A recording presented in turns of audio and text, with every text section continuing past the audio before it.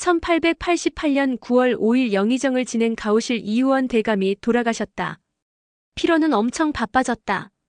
그리고 웅상도 생기는 것은 없지만 여기저기 대감의 부음을 알려야 했다. 장지는 가오실서 시오리 정도 떨어진 장자터로 선영과 순영의 친정 동네였고 9일장으로 정해져 필원과 웅상도 내려가서 도와야 했다. 전국 명문대가의 사람들이 장례식에 참여를 했다. 화서학파의 유준교는 제천 장담으로 이사하고 연로하여 칠촌 당질이자 애제자인 의암 유인석이 100여리가 넘는 가경자에서 화서학파를 대표로 찾아왔다. 거기서 필원은 몇 번 뵌 적이 있는 의암에게 허리를 깊숙이 숙여 인사를 했다. 그리고 필원은 웅상이 희망하는 일이 생각나. 선생님 부탁을 드릴 게 있는데 감히 드렸으면 합니다. 내가 진고개를 들릴 때마다 도움을 받았는데 도울 수 있으면 도와야지 여부가 있겠습니까? 어려워 마시고 말씀하세요. 제 사촌 동서가 전우영에 몸담고 있었는데 이모년 난리와 갑신년 난리에 죽을 고비를 넘긴 후로 군의 적용이 힘들어 자리를 못 잡고 있어 농사일이라도 하였으면 하는데 마땅히 정착할 곳을 찾지 못하고 있습니다. 그래요. 내가 사는 곳도 벽촌인데 괜찮겠소? 바로 물어보겠습니다. 필원은 두리번 거려서 웅상을 찾아서 손짓해서 불렀다. 의암이 보니 신장이 구척에 가까운 사람이 성큼성큼 다가왔다. 이복의 웅상이 인사 올리게 의암 선생이시네. 웅상이 두 손을 앞으로 모으고 혀리를 굽혀 인사를 올렸다. 창웅상이라고 하옵니다. 의암이 보니 듬직하고 건실해 보였다. 의암 선생은 가경자분이시고 학문이 뛰어나시고 화서학파를 이끌고 계시는 분으로 많은 분들의 존경에 맞지 않는 분이시네. 자네가 좋다면 모실 만한 분이네. 예 형님이 어련하시겠습니까? 박촌이지만 같이 해보시겠는가? 예 선생님 모시게 되어 영광입니다. 그렇게 웅상은 의암을 따라가게 되었고 필원은 혹 하나를 떼어놓게 되었다. 웅상은 귤산 대감의 장례식이 끝나고 바로 의암을 따라갔다. 그래 자네는 글을 어디까지 읽었는가? 소학을 겨우 배우다 말았습니다. 배움이 뜻은 있는가? 머리가 따라가지 못하지만 뜻이 있다면 이루지 못할 이유가 없네. 이런저런 이야기를 나누면서 북한강을 건너 간내우를 지날 때 날은 저물고 있었다. 밤늦게 가경자에 도착했고 식객이 되다시피 했는데 때는 가을로 농번기로 접어들어 일손을 돕고 이웃의 일을 하러 다니기 시작했다. 필원은 선영에게 웅상이 의암 선생을 따라가게 된 것을 이야기했고 지낼 만한지 살 만한지 알아보고 추석 무렵이나 가을거지가 끝나면 돌아올 것이라고 했다. 선영의 이야기를 전해들은 순영은 조금 서운했으나 어쩔 수가 없었다. 한편 영리는 자신의 입신을 바라는 아버지를 실망하게 할 수 없어 마음을 다잡고 열심히 공부하면서 괴은 이춘영을 따라서 류준교 선생을 뵈러 가경자에 가보았다. 가면서 귤산 대감이 돌아가셨다는 이야기를 들었는데 유준교 선생은 제천 장담으로 이사를 가버려 그의 애제자이자 제당질인 의암을 뵙고 거기서 묵게 되었다. 거기서 괴은이 영린에게 단월 형님 이분이 성재 선생님의 애제자이자 당질인 의암 선생이십니다. 영린이 절을 올리며 인사를 드리자 이분은 작년에 할아버지께서 효자 정문을 받아 양대의 효자를 배출한 안동김문의 단월 영린입니다. 오 그래요. 그대를 이은 효자는 없었는데 이렇게 뵙다니 효는 만행의 근본이 아닙니까? 과찬을 받는 것 같아 부끄럽습니다. 하루를 쉬면서 의암 선생 사랑으로 글을 익히러 모여든 많은 사람을 보았다. 밤에는 신장이 구척이나 되는 상투를 튼 영린보다 10여 살 아래로 보이는 사람이 병서를 읽으며 이해가 안 되는 부분을 질문을 하고 의암 선생은 찬찬히 일러주시는 것이었다. 그렇게 인사도 없이 웅상과의 대면이었다. 그렇게 웅상을 주경야독 중이었다. 영린은 오래 묵을 형편도 아니어서 괴은과 함께 돌아왔다. 웅상은 농한기라 한양으로 가서 오랜만에 순영과 만나 회포를 풀었다. 비록 내년부터 소작의 품팔이를 할망정 주경야독하여 세상이 좋아지면 뭔가 이루지 않을까 하오. 순영도 희망이 보이자 기뻐하는 기색이 역력했다. 다음날 필원을 만나서 감사 인사를 하고 이사를 준비해 이튿날 갑발기 무렵 웅상은 이불 보퉁이의 딸 지영을 얹혀서 메고 순영은 이불 보퉁이를 이고 길을 나섰다. 온종일 부지런히 걸어서 늦은 밤에 가경자에 도착해 의암 선생님 행랑에 짐을 풀었다. 낮에는 나무꾼 방에는 의암 선생님 서고에서 책을 빌어다 읽어가다 의문이 생기면 잘 기억해 두었다 여쭈어 보았다. 사는 보람이 있었고 그렇게 해가 저물고 새해가 되었다. 그런데 나라의 불행의 씨앗이 싹트고 있었다. 1865년 규장각 검서관으로 벼슬길에 오른 조병갑은 큰 아버지 조두순의 배경과 인맥으로 예산연감을 시작으로 군수와 현감을 5군데가 넘게 다닌 끝에 기매부사까지 지냈으나 1889년 1월 1년 반 만에 강등이나 다름없는 영동 현감으로 발령을 받았으나 마음에 들지 않았는지 병을 핑계로 부임을 안더니 석 달 만에 고부 군수를 발령받자 그동안 삐져서 밥 안 먹고 있던 철부지처럼 얼씨구하면서 부임을 준비 중이었다. 그러나 그의 어머니가 돌아가는 바람에 어쩔 수 없이 사직분상을 하게 되어 후임인 송병필이 8월에 부임해 임무수행 중 아첨꾼들이 조의금을 분배해서 걷자고 하면서 향교장인 김성천과 전승록에게 돈 걷는 책임을 맡으라고 했는데 두 사람은 마뜩찮은 표정을 지으면서 부임 전이고 기생이 죽었는데 무슨 부이냐? 하였다. 당사자도 없는 데서 한 마리 씨가 될 줄 모르는 게 세상사였다. 단월에선 할머니가 돌아가셨다는 연락을 받고 삼부자는 급히 동두천 탑거리로 갔다. 기실은 할아버지 진태가 효자 정문을 받은 것은 할머니의 공이라 해도 과언이 아닌 것이 증조부 작년에 작은 며느리로 들어와 효부로 인근에서 칭송이 자자했고 남편 진태가 죽고 가문을 이끌어 오신 분은 할머니셨다. 효자 정문보다 연려문을 하사받았어야 옳았다. 하기야 아들을 5이나 두었고 큰아들을 앞세웠으나 작은아들 근호가 환갑을 넘게 살았고 손자가 9에 큰손자 나이가 40이나 되었고 증손을 너덧이나 보았으니 모두가 호상이라고 했다. 그리고 그때 화제거리는 경복궁 향원정 몽물을 먹는 소리가 요란한 기계가 있는데 찬물을 먹고 얼마나 힘이 들면 더운 물을 뱉어내는데 줄을 연결해서 대궐의 불을 밝히는데 대낮같이 밝은데 이름이 묘화라고 한다고 하는 사람이 있는가 하면 물을 먹고 불이 켜진다고 물불이라고 하는 사람도 있었다. 그리고 기호는 몇 달 전 벼슬을 내놓고 물고란으로 낙향을 했다고 했다. 그래서 돌아오는 길에는 이사에 사는 기호네 집에 들려오기로 하고 갑발기 무렵에 탑거리를 출발하여 왕방산을 넘어 가산에 살고 있는 영찬의 집에 들려 점심을 먹고 검다니 고개를 넘어 물고란 방골 기호네 집에 도착하였다. 영훈의 아들 형덕은 아장아장 걸음마를 하여서 귀여움을 독차지하고 있었다. 그래서 하루를 지내고 다음날 갑발기 무렵에 출발하여 사기막을 걸쳐 북한강을 건너 복미산을 넘어 산음리를 지날 때 땅거미가 지고 저녁 늦게 도착하였다. 그리고 금서는 셋째 주덕까지 나았으나 연희는 아직 태기가 없었다. 그리고 영린의 나이 30이 넘고 있었고 상중에는 과거나 혼사를 하지 않는 법이라는 핑계로 그 애는 초시를 보지 않았다.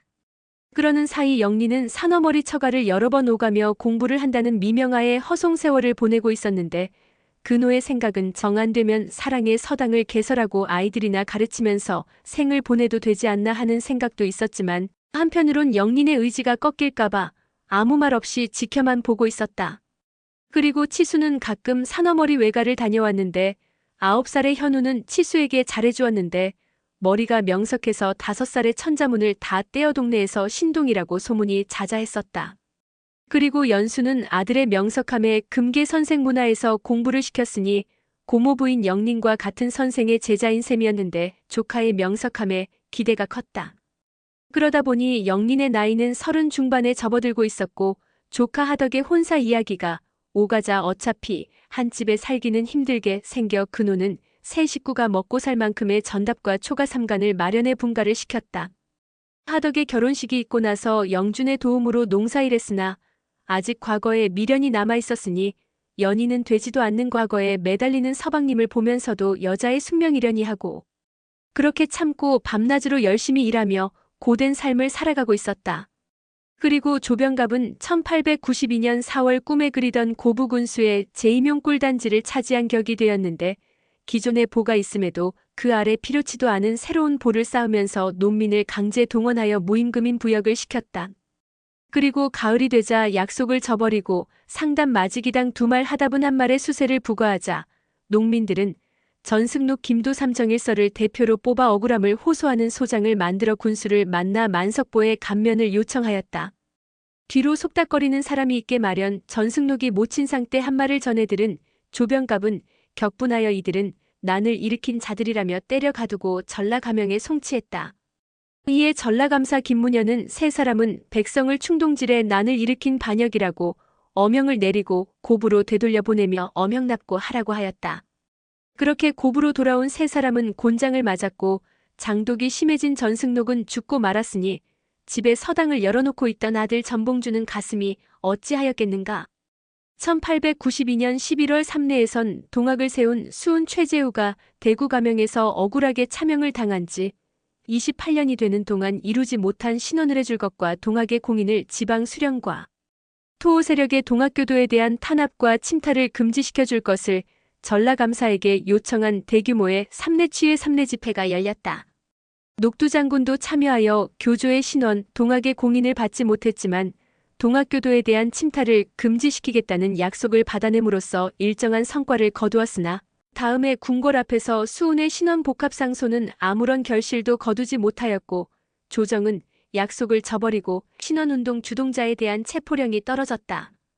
뿐만 아니라 관리들의 감시가 심해지자 내부에서는 신원운동의 미온적인 지도부를 성토하는 반응이 불거지자 분열의 위험을 감지한 이대 교주 최시영과 지도부는 정부가 받아들이기 어려운 최재우의 신원운동보다 외부 상황과 동학 자체의 사정을 고려하여 많은 사람들의 지지를 얻고 기존 체제와도 공존할 수 있는 척의양을 대의명분으로 내걸고 교도를 사찰하는 관리를 처벌해줄 것을 조건으로 수훈의 차명일인 3월 10일 교통이 편리한 보은 장내에서 수만의 동학교도들과 충의지사는 힘을 합쳐 외양을 깨뜨려 보국하자는 내용의 보은관화 통고를 만들어 보은관화 문에 붙임으로써 보은 집회가 시작되었다. 그러자 13일부터 충청도, 전라도, 경상도를 비롯해 강원도와 경기도 등 각지에서 장내로 속속 모여들기 시작한 교도의 수는 1만 내지 2만 정도로 추산되었다. 정부는 수천 명에 지나지 않았던 이전의 집회보다 훨씬 큰 규모의 집회에 놀랐을 뿐만 아니라 복합상소나 척의양의 요구를 심각하게 받아들이고 있었기 때문에 동학을 조정의 직접적 위협 세력으로 간주 조정에서는 호조 참판 어윤중을 선무사로 임명하여 장위영 군대 600명을 이끌고 4월 1일 보은으로 내려와 해산을 명하는 상감의 치규문을 낭독하자 교주 최시영은 손병희 등 북접 지도자들과 함께 교단의 와해가 두려워 현장을 빠져나갔다. 교주가 사라지자 교도들도 하나 둘씩 자리를 떴고 강경 노선을 주장했던 남접 측 지도자들도 모습을 감출 수밖에 없었으니 거기에 참여했던 전봉주는 분을 사귀며 돌아올 수밖에 없었으니 여기까지는 평화적인 시위였다. 그 무렵 전라도 고부관화 앞에는 송금복이라는 사람이 있었는데 이 사람 이름처럼 왼쪽 콧방울에 검정콩만한 점이 있어서 붙여진 이름이었다. 그는 수년 전 상처를 하고 9살 난 홍명구라는 아들을 둔 호러미와 자신의 아들 동걸이라는 14살 난 아들을 두고 국밥집을 하고 있었다. 그해 11월 원성의 대상이던 고부 군수가 익산으로 군수로 갔는데 전라감사 김문현이 조병갑의 유임을 간청하여 초하을의 날 되돌아왔고 말목 장날 갑오년 정월 초열흘 날 한밤중에 녹두장군의 동학들이 고부관하로 쳐들어갔다. 고부군수 조병갑이 전주로 도망을 가고 얼결에 따라 들어갔던 금복은 관하에 있던 나락을 나누어주는 일을 도왔다. 얼마 후 새 군수가 왔고 전 군수 조병갑은 귀양을 보냈다는 소식을 들었는데 얼마 후 더 높은 양반이 내려왔는데 동학도들을 잡아들이고 재산을 빼앗고 난리가 나자 녹두장군을 비롯한 높은 분들은 재빨리 피신을 했고 금복은 나락섬을 옮긴 죄가 있어서 숨어 지내다시피 했는데 날씨가 따뜻해지는 춘 3월에 노래가 퍼졌다. 갑옷에 갑옷에 을미적하다가 병신되기 전에 갑옷에 갑옷에 백산 갑옷에 금복도 숨어 지내느니 백산으로 가보니 거기에는 고부 사람뿐만 아니라 태인, 무장현 등 다른 곳에서 온 사람들로 가득 차 있어 하얀 벌판을 이루고 있었다. 이어 동학접주의 연설이 있었는데 듣는 사람을 감동하게 하였다. 여러분들은 하늘입니다. 여러분들이 하느님이란 말씀입니다. 제가 이렇게 많은 하느님들을 모시고 말씀을 드리게 되어 무슨 말씀을 드려야 할지 벅차오르는 이 감동을 어떻게 말씀을 드려야 할지 모르겠습니다. 하늘이신 여러분들이 지으신 나락을 조병갑이가 얼마나 처먹는다고 빼앗아갑니까? 주세요, 사정해서 가져가야지 뺏어서 저 높은 데 계시는 아니 높은 자리에 있는 자들에게 잘 보이려고 빼앗아가는 게 말이나 됩니까? 우리가 이렇게 나선 것은 하느님 세상을 만들기 위해서입니다. 하늘인 여러분들의 세상을 만들어서 하느님의 주인인 나라를 만드는 것입니다. 즉 농사짓고 열심히 일하는 하느님이 저들을 다스리자는 것입니다. 그리 되면 상놈 백정 상인 평민 누구도 차별받지 않는 세상이 되는 것입니다. 그리고 우리는 다음과 같이 행동을 해야 합니다. 첫째는 불살인 불살물 사람을 함부로 죽이지 않고 재물을 빼앗지 말 것. 둘째, 충효상전 제세한민 충효를 바탕으로 백성을 구해서 편안한 세상을 만든다. 셋째, 충멸외의 등청성도 외오랑케 몰아내고 성스러운 길을 갈 것이다. 넷째, 구병입경 진멸권기서울로 진격하여 권력자를 멸한다. 정말 감동적이고 이런 세상을 만들면 누구든 다 대우받으며 굽실거릴 것 없는 세상이 될 것이며 멸시받지 않는 세상을 만들어서 자자손손 복된 나라를 만들겠다는데 감동치 않을 사람이 없었다. 그렇게 연설이 계속되는 동안 금복을 비롯한 대부분의 사람들이 감동하여 눈물을 흘렸다. 이를 크게 키운 한양에서 내려온 안핵사 이용대는 바로 도주를 했다는 이야기도 있었고 광군이 고부에 도착했다는 소리에 조금 동요도 있었으나 워낙 많은 사람들이 모여 있으니 사기가 충천하였다. 한편 당황한 조정은 도망 온 이용대를 파면하여 귀양을 보냈고 홍계운을 양호 초토사로 임명하여 800의 광군을 이끌고 동학도를 진압하라고 하였다. 그 당시 홍계운의 광군은 해상로를 통해 인천 제물포를 출발해 군산으로 향하고 있었는데 이때 경군이 소유하던 무기들이 이 당시로선 상당히 고급인 독일제 마우저 소총과 크루프티센크루프식 야포와 미국 레밍턴 소총 그리고 이모굴란 후 미국에서 막대한 자금을 들여 구입한 게틀링 기관총까지 보유하고 있어 충분히 농민군을 막아내고 경우에 따라선 진압까지 가능했었다. 한편 전라 감영군을 모아놓고 대기 중이던 전라감사 김문현은 화력이 우수한 경군이 남하하고 있다는 소식을 접하고 기다렸으면 좋으련만 지방수령으로서 잘못된 과오가 있어서 이를 만회하려고 영관 이경호에게 출병을 명했다. 음력 4월 6일 오후 2시 황토현의 진을 친 동학군은 전라 감영군과 향병들을 상대로 치열한 접전을 벌이던 중 거짓으로 패하여 도주하였고 이를 모르고 승리감에 도취되어 방비를 소홀히 한 감영군과 친군 문하명의 병력은 다음 날 새벽 4시에 동학군의 기습 공격에 혼란에 빠져 영관 이경호는 전사하였고 그가 지휘하는 감영군은 전멸 상태가 되었다. 동학군은 양력 5월 31일 전주성에 입성을 했다. 금복이 보니 별거 아니었고 이대로 가면 정말 우리가 하늘인 세상이 되겠구나 하여 너무 감격스러웠다. 그만큼 전봉주는 피나게 병서를 잃고 준비를 철저히 하였던 것이었다. 이 소식을 접한 양호초토사 홍계우는 정부에 외병 차입을 요청하였고 결국 정부의 원병 요청으로 6월 9일 청국군이 충청도 아산만에 상륙했다. 6월 9일 흑심을 품은 외도 청과 맺은 텐진 조약을 빙자하여 난이 난 호남이 아닌 제물포지금에 인천로 들어왔다. 전주에 있던 전봉주는 강력한 화력을 갖춘 경군이 군산에 도착했다는 소식을 접하고 방향을 남쪽으로 꺾어서 후퇴를 시작하면서 바작산 아래에서 산 잘 타고 젊은 병력을 뽑아 동군과 서군 중군으로 나누고 중군만 남고 동군과 서군도 미리 알려준 곳으로 먼저 보냈다. 나머지 군도 둘로 나누어 먼저 평지로 보내되 둘로 나뉜 군도 젊은 동학군이 뒤에서 엄호하면서 후퇴를 했다. 드디어 중군이 바작산 아래서 경군을 맞아 싸우다가 힘에 부친 듯 산 쪽으로 도망을 쳤다. 금복도 후퇴를 하면서도 크게 싸우지도 않고 도망하니 걱정이 되진 않았다. 옆 사람에게 물어보니 뭔 수가 있은께 그러겠지라우 했다. 경군은 승리가 눈앞에 보여 길을 쓰고 겨우 따라 잡았는데 동학군은 계동산 쪽으로 도망을 해서 비룡산을 넘어 매봉산 기슭에서 서군과 교대를 하고 이번에는 서군이 경군을 맞아 싸우면서 또 도망을 치면서 방장산으로 유인하여 방장산 여러 봉우리를 잽싸게 넘어서 충령산을 넘자마자 자취를 감췄다. 이런 숨바꼭질이 벌써 사흘이 지나고 있었다. 이번에는 동군이 나타나 몇 번 싸움을 걸더니 장암산 쪽으로 도망을 치면서 유인을 하면서 불갑산 쪽으로 도망을 쳤고 중군이 교대를 해서 모악산 월암 산병풍산을 넘어 대파리골을 지나 자두골에서 중군이 뒤돌아 반격에 나섰고 순영골과 칠성산 기슭과 반대편에서 협공 반격을 시작했다.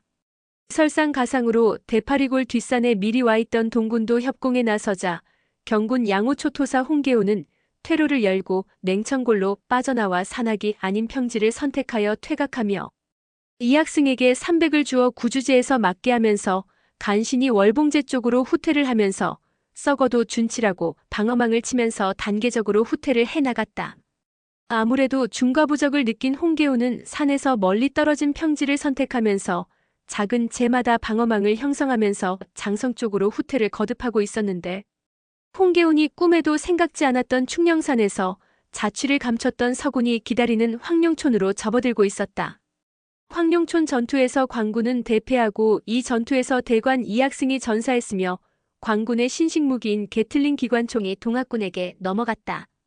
여기서 전환점이 있었으니 조정의 요청으로 이미 아산에 청군이 들어왔다는 소식을 접한 동학군은 추적을 멈추었고, 나라의 운명을 생각한 녹두장군은 홍계운의 선무에 일단 응하기로 하고 패정개혁안을 내놓았다. 이를 홍계운이 받아들임으로써 양자 사이에는 6월 11일 이른바 전주화약이 성립되었다. 그리고 전라도 각 지방에는 집강소를 두어 패정의 개혁을 위한 행정관청의 구실을 하도록 하여 일단 봉합되었다. 이 소식을 들은 단월의 영린과 계명은 사기에 나왔던 토봉을 이야기하면서 나라가 밀란의 청국과 외놈까지 끌어들이다니 나라가 어쩌려고 그러는지 하면서 한숨을 지었다. 식자만의 걱정에 그친 것이 아니라 고부관 앞 송금복의 아내 장경수는 달포가 넘는 동안 혼자 가게를 꾸려나가면서 아들 동걸에게 스트레스를 풀면서 투덜거리고 있었다. 동학인지 방학인지 뭔 수가 생긴다고 까질러 나가서 달포가 지나도록 나돌아치는지. 동걸아, 동걸아. 불러도 대답이 없자 또 투덜댔다. 이놈의 자식지 애비 닮아 코빼기도 안 보이네. 동걸아, 동걸아. 더 소리 높여 불렀다. 네 하면서 동걸이가 달려왔다. 넌 어떻게 돼 내가 틈만 나면 미꾸라지처럼 까질러 나가냐? 푸죽간에 가서 천엽 세근하고 선지 세근하고 우족 2족만 사오너라. 서모 경순에게 만만한 것은 동걸이었다. 그리고 바로 금복이 돌아와 툴툴대던 경순의 입이 이내 쑥 들어갔다. 동학 농민군과 화약을 맺은 조정은 청일 양국의 퇴군을 요구하였고, 청은 일본의 동반 철수를 제의했으나 이리 거부하자 주 러시아 공사 미하일 히트로보가 직접 일본군이 철수를 거부하면 책임을 면치 못할 것이다. 라고 했다. 이에 무츠 미네미츠 일본 외상은 일본은 조선을 침략할 의사가 없고 내란이 진정되면 철수한다고 하여 한 발 물러서는 척하더니 오히려 8천의 병력을 증파했는데 러시아는 꿀먹은 벙어리처럼 아무 언급도 행동도 없었다. 이는 청과 일의 싸움이 직접 러시아의 이해관계에 덜 중요해서였다. 이를 간파한 외는 1894년 7월 19일 사세보항 연합함대의 풍도와 안면도를 점령하고 청나라 함대를 격파하라는 명령을 내린 한편 7월 23일 자정의 담을 넘어 경복궁의 서문인 영추문을 도끼로 부수고 들어와 전투 끝에 경복궁을 점령하고 서울 내의 조선군 병영들도 공격하여 이들을 제압하고 무기, 탄약을 모두 빼앗아 사실상 궁궐을 점령하고 일본이 청나라 군대를 몰아내주기를 원한다는 문서에 서명하여 이래 보내줄 것을 요구했으나 술수를 받고 흥선대원군을 불러들여 내부 쿠데타로 위장하고 아산의 청군은 즉각 철수할 것을 요구한다고 통보를 하게 하여 명분을 얻었다. 그동안 이용장은 일에게 조선을 남북으로 갈라 반씩 나눠 갖는 게 어떠냐? 는 제안도 해보고 러시아의 중재 애걸도 하며 전쟁을 피하려 했지만 아무 소용이 없었고 러시아의 남하를 막아줄 상대를 저울질하던 영국은 확실히 일본으로 기울어져 있었다. 그리고 경복궁 점령 소식을 들은 이용장은 장탄식을 한 다음 아산의 청군에게 전투 준비를 지시하고 만주에 대기 중이던 풍옥곤, 좌복이, 위역이, 풍신하의 사군에게 남하하여 평양에 집결하여 전투태세를 갖추라고 명령했다. 그는 남북으로 일본군을 협공할 계획이었다. 아산에 주둔 중이던 청군 사령관 섭지초는 3천 남짓한 병력으론 협공이 어려워 증원을 요청했고 이용장은 고승호에 1200의 병력과 보급품, 장비를 실어 북양함대 조강호를 호위를 붙여 아산으로 보냈다.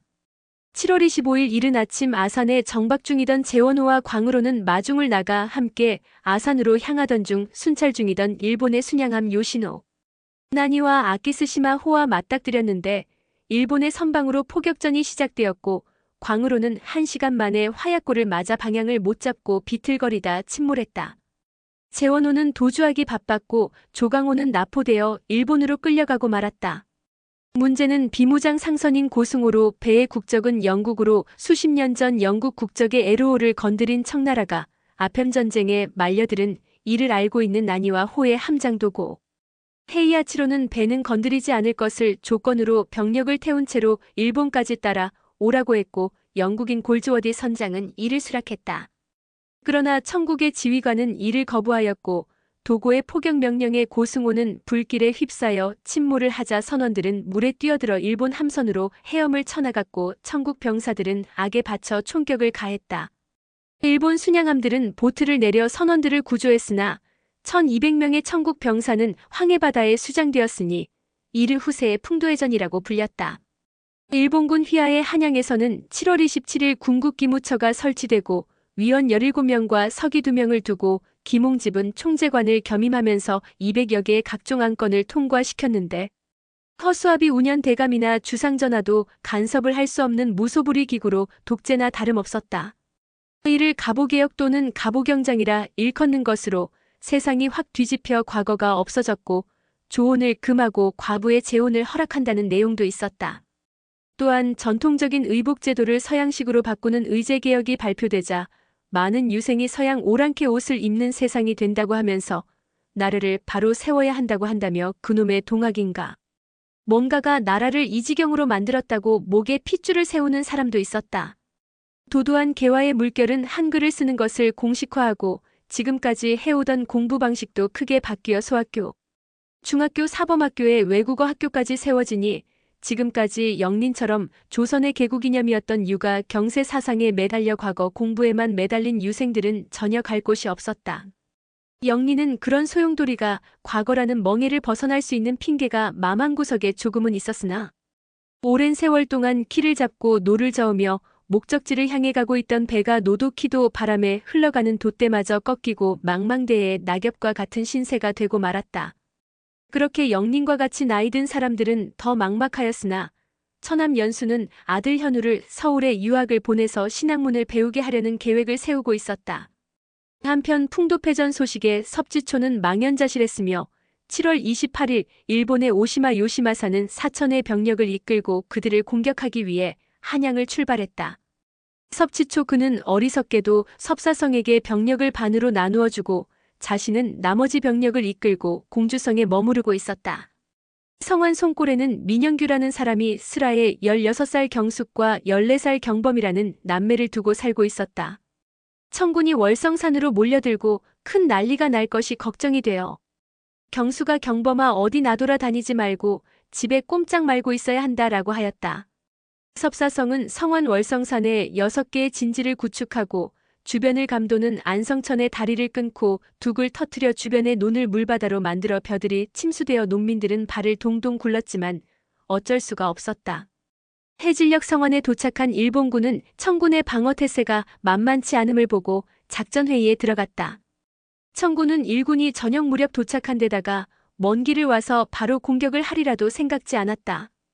그러나 예상을 깨고 29일 새벽 3시 반에 다케다 중좌 휘하의 우익은 보병 4개 중대, 공병 1개 중대로 새벽 3시 정군의 왼편을 맹공하기 시작했다.